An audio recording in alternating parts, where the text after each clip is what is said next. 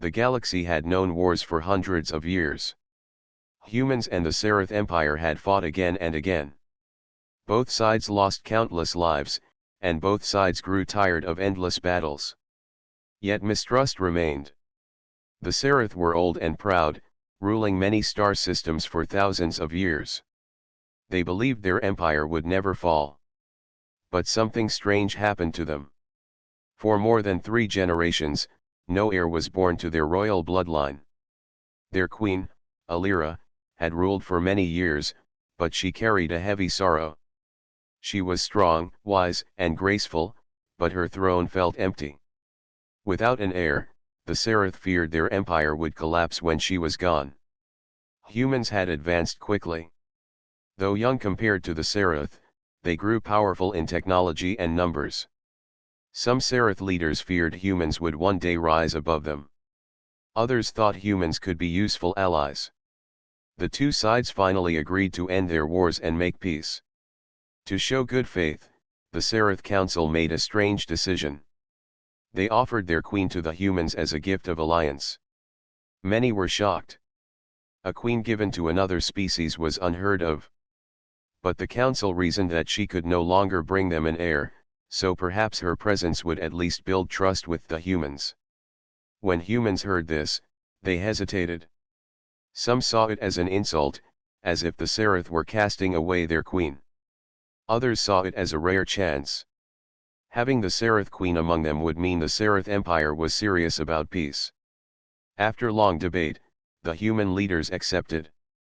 They chose a representative to be her companion, not a general or noble, but a simple officer known for his honesty and loyalty. His name was Tamash. Tamash had never thought his life would change in such a way. He grew up on a small colony world, far from the politics of great empires. He joined the fleet to serve, not to seek glory. When he was told he would live with the Seraph Queen, he did not believe it at first. He was no prince, no hero, only a man who tried to do his duty. But the leaders told him that his simplicity was exactly why they chose him. He would not use the queen for power. He would treat her as a person, not as a tool. The day of the union was strange.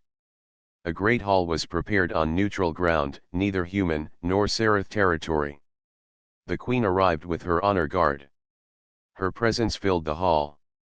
Tall, with silver skin that shone like starlight and eyes deep as the night sky, she carried herself with pride.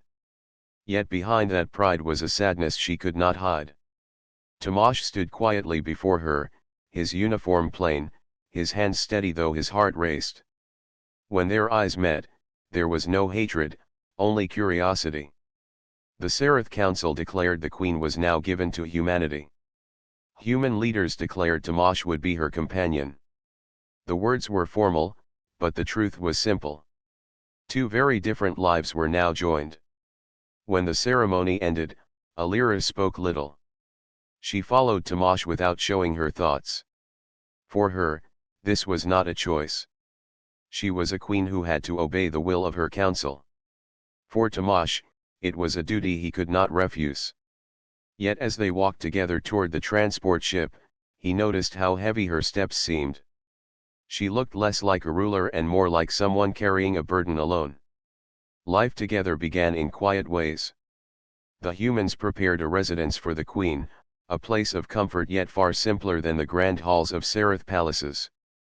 Tamash was asked to stay with her, to guide her into human life, and to keep her safe. At first, Alira spoke only when needed. She kept her distance, watching Tamash with cool eyes. To her, humans were still strange creatures, younger than her people, quick to act yet untested by the long flow of history. Tamash, however, did not treat her as others had. He bowed to her as custom demanded, but his words were plain. He asked if she needed food, if she wished to see the gardens, if she wanted quiet. He did not look at her as if she had failed. He did not remind her that she was a childless queen. He simply treated her as someone he wished to understand. At first, Alira did not know what to make of him. For many years, Sereth nobles whispered about her failure to bring an heir. They looked at her with pity or with hunger for her throne. No one had ever spoken to her without hidden meaning. Yet this human, with his simple voice and honest eyes, seemed different. The galaxy did not pay attention to these small beginnings. To most, this union was only a symbol. They thought nothing would come of it. The Sereth Queen would live among humans, the humans would act proud of their alliance, and nothing would change. But beneath the surface, something new was beginning. A queen with no hope, and a man with no ambition, had been placed together by chance.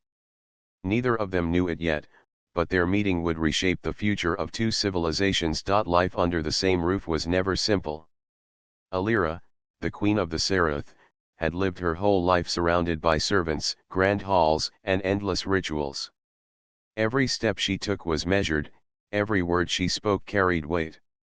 Tamash, on the other hand, had grown up in the quiet lanes of a colony world where neighbors helped each other and meals were shared without ceremony. Now both of them were forced to live together in a house designed for peace, yet heavy with silence. The residence given to them by humans was small compared to the palaces of the Sereth, but it was bright and warm.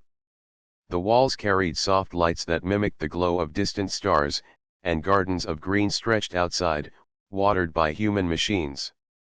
Alira walked through those rooms with slow steps, her silver robe trailing behind her. To her, everything looked plain and almost unfinished. Tamash, however, saw it differently.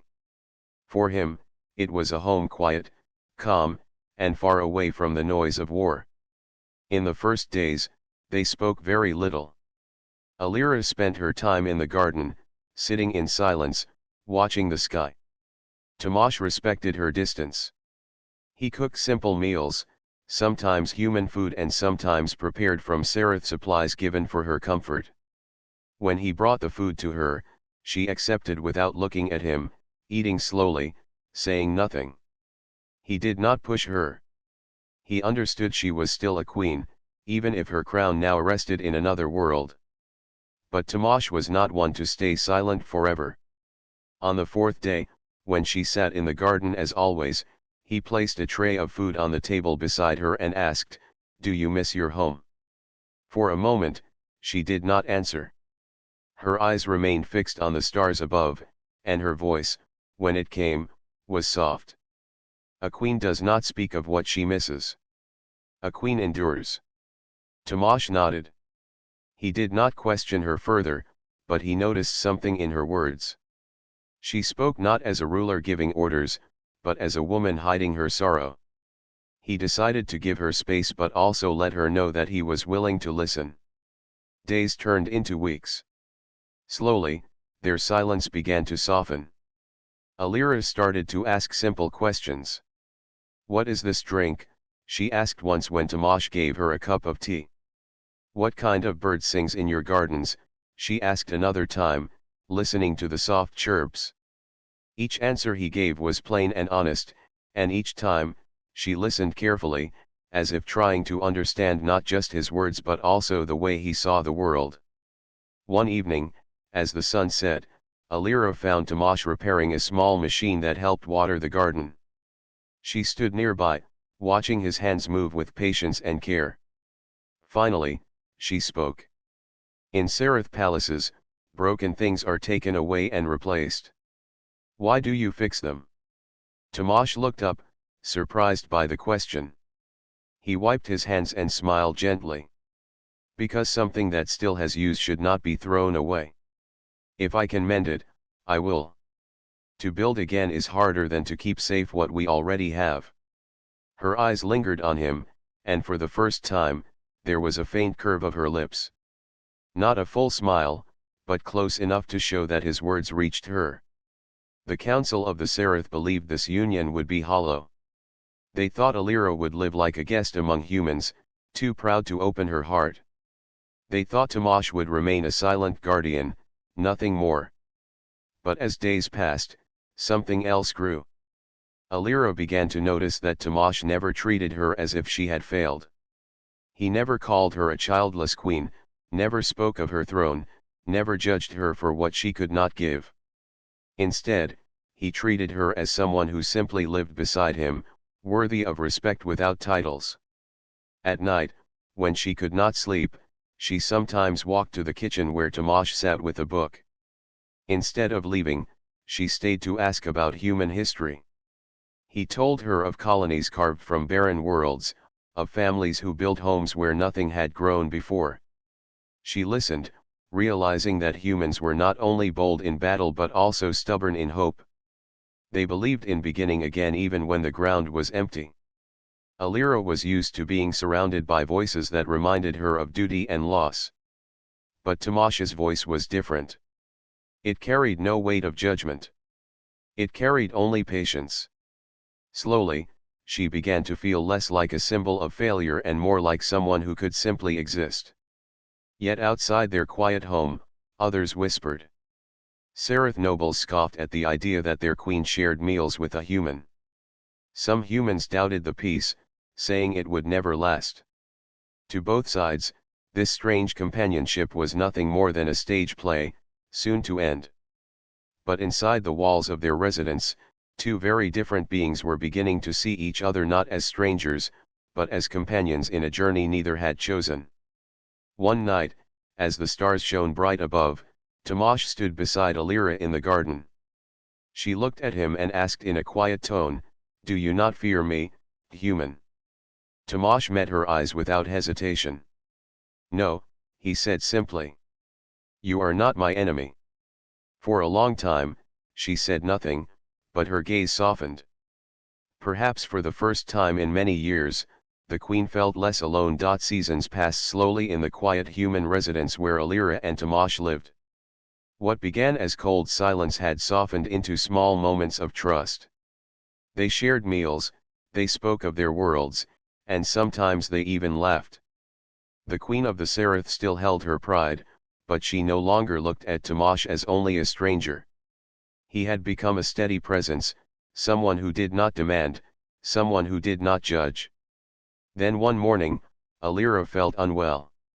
At first, she thought it was nothing, perhaps the human food, or the stress of being far from her empire.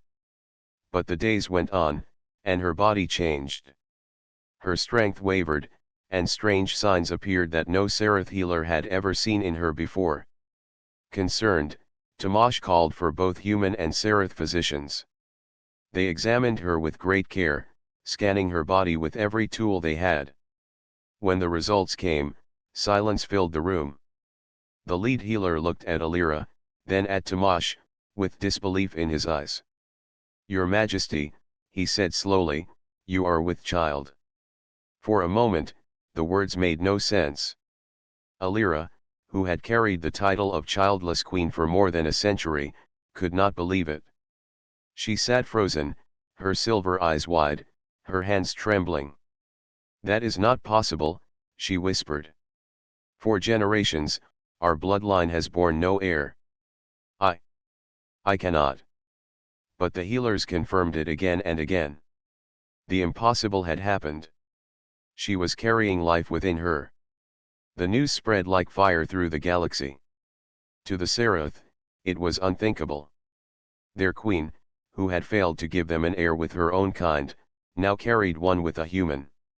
Some called it a miracle, others called it a curse. Many Sereth nobles argued that the child could not be pure, that it should not sit upon their throne. Yet many others fell to their knees in awe, declaring that the queen had restored hope where none had existed. Among the humans, the reaction was just as strong. Leaders celebrated, saying this was proof that their alliance was more than words. Ordinary people marveled that humanity, so young among the stars, could bring renewal to one of the oldest empires in the galaxy. Some even believed the child was a symbol that humans and Sereth were meant to share a future. But for Alira, the truth was deeply personal. For years, she had been judged, whispered about, and pitted. Her own people had looked at her as a failure, a queen who could not give them what they demanded most. Now, with Tomasz, the impossible had been made real. She was no longer empty. Life grew inside her, and with it, a feeling she had almost forgotten hope. Still, she feared. One evening, as she sat in the garden with Tomasz, she placed her hand over her stomach and whispered, "What if they reject the child? What if both our people see this as wrong?" Tomasz looked at her with steady eyes. "Then we protect the child. No matter what anyone says, this life is ours. It is proof that we are stronger together." His words calmed her. For the first time, she realized that Tomasz was not only her companion by duty. He was her partner in something greater than both of them. The galaxy, however, did not grow calm. Serath rebels began to whisper that the Queen's heir would weaken their race. Human skeptics said the Serath only sought to bind humanity under their crown. Danger began to circle quietly, though Alira and Tomasz still tried to live in peace within their home. As her body changed, Alira grew more vulnerable. She had always carried herself like a warrior queen, untouchable and strong. But now she walked more carefully, rested more often, and sometimes leaned on Tomasz for support. To her surprise, he never looked at her weakness with pity. Instead, he treated it with care. He learned the ways of Serath diet, making meals that helped her strength. He adjusted the home so she could move more easily. Every action was simple, yet filled with quiet devotion. One night, as Alira rested, she thought of her people. For generations, they had placed all hope in their queens to continue the bloodline. Every failure had been a wound on the empire's pride. But now, from a bond no one had expected, new life stirred within her. She closed her eyes and felt the faint beat of her child's heart. A tear slipped down her cheek. For the first time in centuries, she did not feel like a ruler chained by duty. She felt like a mother. The miracle of her pregnancy soon became more than a private matter. Delegations from both humans and Serath demanded to see her, to confirm the truth. The council declared the child as heir to the Serath throne, though whispers of opposition still echoed in their halls. Human leaders spoke of the child as a bridge between worlds. But in every speech, in every council, one truth remained clear: the galaxy had changed. In a quiet moment, Tomasz stood beside Alira, watching the stars. He placed his hand gently over hers on her stomach. "This child," he said softly, "is more than hope for your people. It is proof that no wall between us is too high to cross." Alira turned to him, her eyes shining not with sorrow, but with something far brighter. "Then let this child be our promise," she whispered. And in that moment, the queen who once carried only loss now carried the future of two civilizations within her. The news of the queen's pregnancy shook the galaxy. For some, it was a miracle. For others, it was an insult. The Serath Empire split in its opinion. Many bowed before the queen and celebrated the return of hope to their throne. But many others whispered that the child of a human could never rule them. In human space, the same debates rose. Some cheered for the bond, believing it would bring true peace. Others feared that the Serath would use this heir to tie humanity in chains. The palace council in Serath territory grew restless. A few noble houses saw the child as a threat to their own ambitions. If Alira had remained childless, one of them could have claimed the throne after her reign ended. Now, with an heir on the way, their dreams of power were fading. They began to plot in silence. Meanwhile, far from the council halls, Alira carried her child carefully. Tomasz stayed by her side each day, learning how to help her through the changes of her body. To him, she was no longer just a queen. She was a woman bringing new life into the galaxy. Yet he also saw the shadows around them growing darker. There were eyes watching their home, and whispers of danger reached even the human leaders. One evening, as Alira rested in the garden, Tomasz noticed movement beyond the outer walls. He called the guards, and together they searched the grounds. Tracks were found, light and careful, but real. Someone had entered the area. Whoever it was had left quickly, but the message was clear. Their home was no longer safe. Soon after, threats began to arrive. Strange symbols painted on walls, warnings sent through hidden channels. Some came from Sereth rebels who swore the throne must remain pure. Others came from human extremists who claimed a Sereth human child would bring ruin. The unborn heir was already a target, even before taking a first breath. Alira faced the storm with a calm mask, but inside, she carried fear. For centuries she had been called the Childless Queen. Now, for the first time, she carried hope within her. To lose it would break her completely. At night, when she thought Tamash had fallen asleep, she would place her hands over her stomach and whisper silent prayers to the stars. Tamash, however, was not one to surrender to fear. He began to train daily with both human and Sereth guards. He studied the strategies of both species, preparing for the moment when danger would strike openly. Though he had never been a great warrior, his courage spread to those around him. Guards who once doubted his strength began to follow his lead. They saw in him not just a human officer, but a protector who stood unshaken in the face of threats. One day, as Alira walked with him through the halls, she asked, "Why do you fight so hard for this, Tamash? You could walk away. No one forced you to stay." He stopped and looked at her with steady eyes. "Because you are not alone anymore. This child is not only yours. It is ours. And I will not let anyone take it away." Her heart stirred at his words. For years she had felt abandoned by her own kind, judged and set aside as a failure. But this human, with no crown and no noble blood, stood by her as if nothing mattered more than her safety. For the first time in her reign, she felt the strength of true loyalty. But enemies did not rest. One night, the first attempt came. Shadows slipped through the walls of their residence. Blades gleamed in the moonlight. Tamash was the first to hear the soft steps. He rose quickly, sounding the alarm. Guards rushed to defend, and battle rang through the halls. Alira watched as Tamash fought fiercely, untrained compared to the Sereth warriors, but driven by something far greater, his will to protect her. He blocked a strike meant for her, taking the wound across his arm. Even bleeding, he pushed back, refusing to fall. The Sereth guards, inspired by his courage, fought harder, driving the attackers away. When the clash ended, several assassins lay captured, their faces hidden behind masks. None spoke of who had sent them, but both Alira and Tamash knew. These were only the first of many. Later, as Tamash sat with his arm bandaged, Alira looked at him in silence. She had seen many soldiers fight, but his courage was different. It was not for empire, not for glory, but for her and their unborn child. She placed her hand on his shoulder and whispered, "You carry the heart of a king, Tamash, though you never sought a crown." He smiled faintly. "I only seek to keep safe what matters most." From that day on, the queen no longer saw him as just her human companion.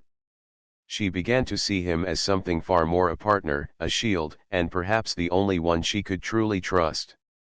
The galaxy outside still argued, still plotted, still doubted. But inside their home, a bond had been forged stronger than fear. The child growing within Alira was no longer just the heir of an empire. It was the light both of them swore to protect, no matter the cost. After the night of the attack, the atmosphere around the residence changed. The air felt heavier, and every shadow seemed dangerous. Guards doubled their patrols, scanners searched the skies, and messages of warning came from both human and Sereth leaders. The unborn heir was no longer a private matter. The child was now the most watched life in the galaxy. But the threats did not stop. Whispers spread of factions growing stronger. Some Sereth nobles sent messages in secret, demanding the queen give up the child for the sake of their bloodline. A few human groups demanded the same, claiming the child would bring only conflict. The palace council of the Sereth grew divided, some swearing loyalty to the queen and others quietly planning her downfall. Alira felt the weight of every eye upon her. For most of her life, she had been called weak for not producing an heir. Now, she carried one, and still her people doubted her. She began to fear that nothing she did would ever be enough. Yet when she looked at Tomasz, she found strength. He did not see her as weak. He saw her as someone worth protecting. Tomasz himself grew more determined with each passing day. He trained with the Sereth warriors, learned their techniques, and shared his own human methods. Though he was not the strongest among them, his bravery carried more weight than skill. The guards followed him into drills, encouraged by his steady will. But words and training could not stop the storm that was coming. One afternoon, a message reached them. The queen was to be taken to the Sereth capital, where she would face the council. Some claimed it was for her safety. Others suspected it was a trap. Still, duty left her with no choice. She agreed to go, and Tomasz went with her. The journey to the Sereth capital was tense. Their ship flew through the silent dark, carrying both human and Sereth escorts. Alira sat tall in her chair, her silver robe shining faintly under the ship lights. Tomasz stayed near her, his eyes sharp on every corner. He knew danger was close. When they arrived, the grand halls of the Sereth palace opened before them. The council chamber glowed with crystal lights, tall pillars rising like trees of stone. The councillors stood in a circle, their robes heavy, their eyes colder than the stars. Alira walked with her head high, though her steps were slower now, burdened by her growing child. Tomasz stayed close, his hand resting on the hilt of a borrowed Sereth blade. The chamber filled with murmurs as they entered. Some councillors bowed with respect. Others turned away in disdain. The meeting began. One councillor, old and sharp-eyed, stepped forward. "Our queen returns carrying a child," he said, his voice echoing. "But this heir is not Sereth. This heir is mixed. Can such blood lead our people?" The hall filled with voices, some shouting yes, others shouting no. The noise grew louder until Alira raised her hand. Silence fell. Her voice rang steady. "This child is mine. The heir of the throne. I carried this life when all hope was gone. Judge me if you wish, but you will not take this child." Her words stirred some, but others still resisted. In the middle of the debate, a group of rebels hidden among the palace guards revealed themselves. Blades drawn, they rushed forward. Their target was clear: the queen. The hall erupted in chaos. Loyal guards fought the rebels, councillors scattered, and in the heart of it, Tomasz stood firm. He moved to shield Alira, his blade clashing against the attackers. Though outnumbered, he did not falter. One strike cut his shoulder, another grazed his side, yet he held his ground. Every movement he made was not for glory but for protection. Alira, forced back by the fight, watched as Tomasz faced danger with unshaken courage. For a moment, fear gripped her. If he fell, she and the child would be lost. But Tomasz fought with a fire she had never seen before. With the help of loyal Sereth guards, the rebels were driven back, captured or slain. When silence returned, Tomasz stood bloodied but alive. His breathing was heavy, his arm trembling, but his eyes still burned with determination. He turned to Alira and asked, "Are you safe?" She stepped forward, placing her hand over his wound. For the first time before the council, she spoke not as a queen but as a woman who had found true loyalty. "You stood against blades meant for me. When all others doubted, you did not. Tell me, councillors, what ruler deserves more than this kind of devotion?" Her words carried power. The council looked at Tomasz, at the human who had shielded their queen without fear. Murmurs spread, and doubt began to weaken. Even those who opposed the child could not ignore what they had seen. That night, in the quiet of her chamber, Alira sat beside Tomasz as healers tended to his wounds. She looked at him with eyes filled not with sorrow, but with gratitude. "You have given me more than safety," she whispered. You have given me faith again. Tomash smiled faintly, even in pain. And you have given me something worth fighting for. In that moment, the queen knew that no matter how many enemies rose, she would not face them alone.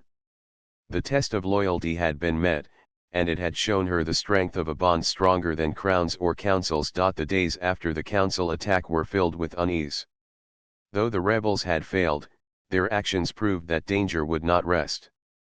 Both human and Seraph leaders increased security, but rumors continued to spread. Some said the queen's child would bring glory, others said it would bring ruin. And while the galaxy argued, Alira's time of waiting drew near. Her body grew heavier each day. She moved more slowly, her once proud steps now supported by Tamash's steady hand. Yet her spirit did not weaken. Inside her, life stirred, reminding her with every movement that hope was real. For so long she had been called childless. Now, she carried the future within her. Tamash stayed close at all times. He learned how to ease her pain, how to calm her when the strain became too great, and how to guard her against every threat. Though he carried no crown, he carried a devotion that shone brighter than armor. Alira often watched him and wondered how a man so ordinary could hold such strength. But the storm outside their walls grew louder. Rebels gathered in secret, plotting to strike during the birth. They believed the child must not live to claim the throne. Human extremists also waited, fearing that the heir would bind their people under Seraph rule. As Alira's time came near, the palace shook with both excitement and fear. The night arrived suddenly. Alira woke with pain sharp and strong. Her hand clutched Tamash's as she whispered, "It is time."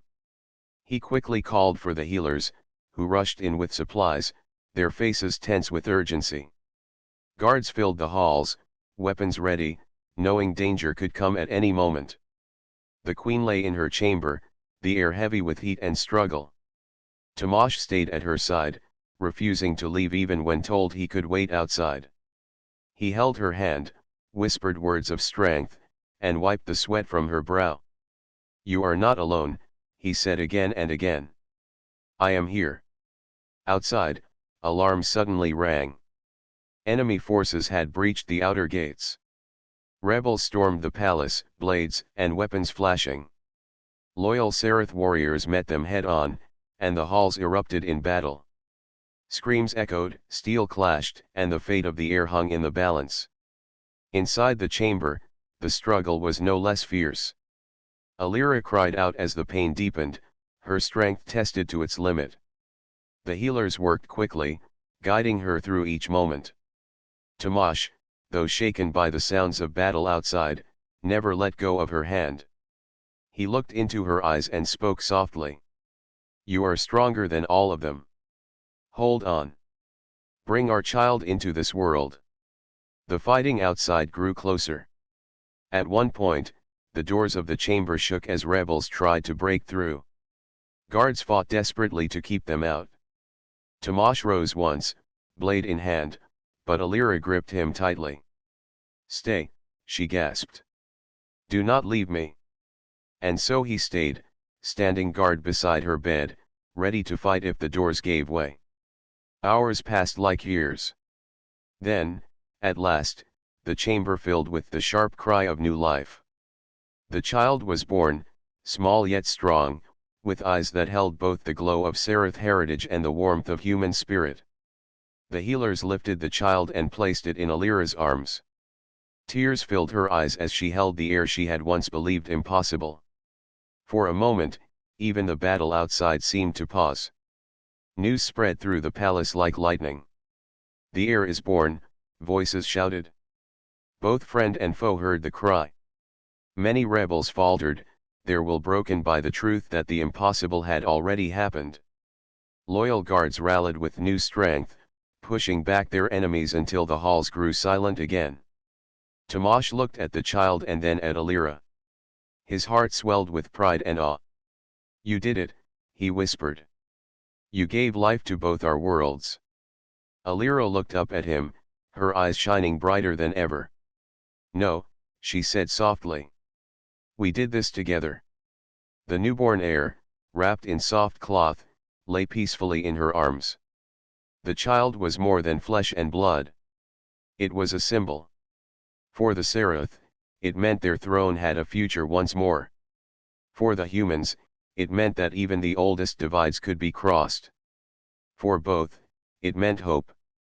Outside the chamber, warriors laid down their arms. The fighting ended not with victory by blade, but with the cry of a child. The sound reminded all who heard it that something greater than war had been born. In that quiet after the storm, Tomasz sat beside Alira, his hand gently resting on hers as she cradled the child. He had faced death, betrayal, and fear, yet nothing compared to the sight before him. A queen who had once been burdened by sorrow now smiled as a mother. And in her arms lay the future of two civilizations. The birth of the heir did not end all conflict. Enemies still lived, and doubts still lingered. But for this moment, peace filled the palace.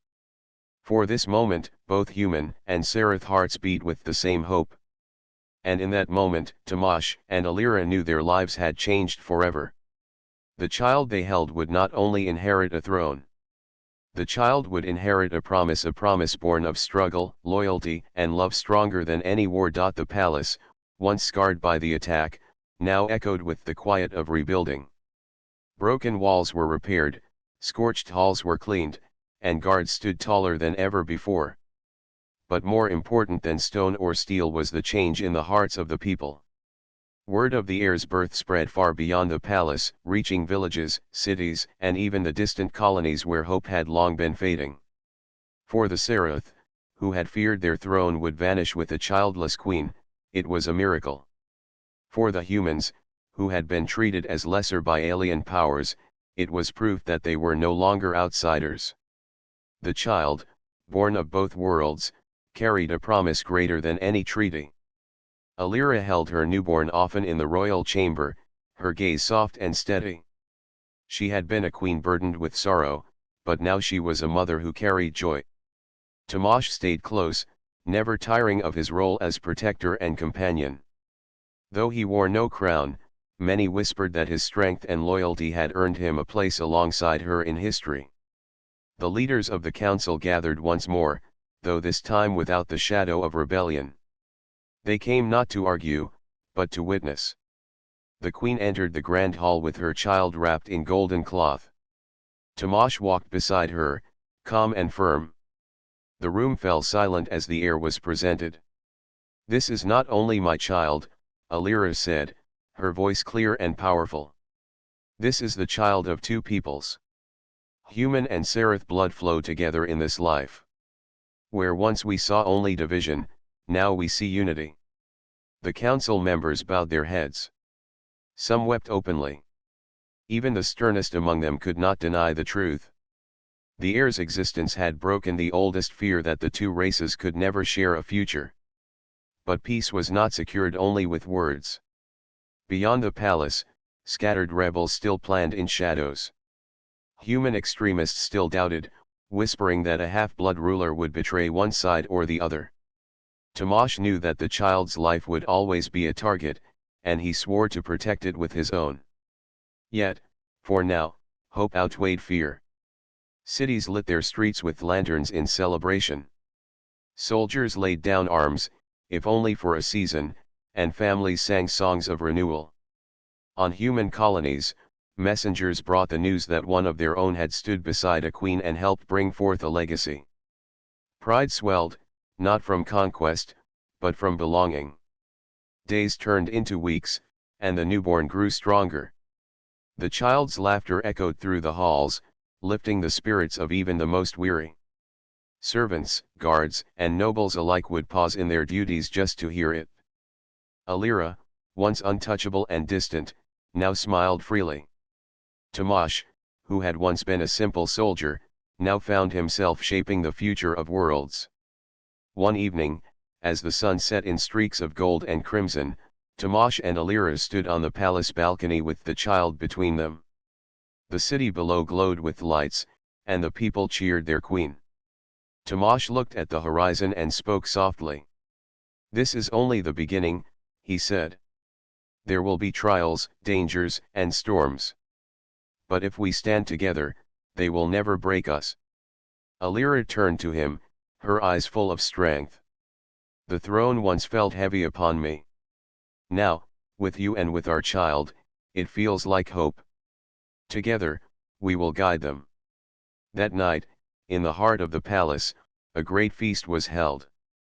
Humans and Seraph sat side by side at long tables, sharing food, laughter, and stories.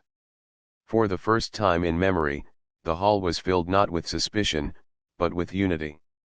Musicians played songs that blended both cultures, and children of both races danced together without fear. Tomash watched them and thought of all the battles he had fought, all the nights he had wondered if peace was possible. Seeing the joy in that hall, he finally believed it was. The child, resting peacefully in Alira's arms, was carried to the center of the hall. The queen raised the air high for all to see. "Behold the promise of tomorrow," she declared. "Not just for me, not just for the throne, but for every soul who calls this galaxy home." The cheers shook the hall, rising like thunder. For that moment, even the most hardened hearts believed. In the days to come, challenges would return. Enemies would rise, doubts would spread, and battles would test them. Yet, the memory of that night, the cry of the newborn, and the unity forged in celebration would remain. It was a seed planted deep, a seed of peace that could not be easily torn away. Tomash, standing beside Alira, knew his own name might fade with time. He was not born of nobility, nor trained for greatness.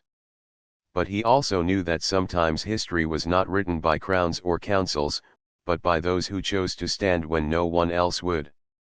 He had stood by her, and because of that, the galaxy had changed. The stars stretched endless above them, filled with both mystery and danger.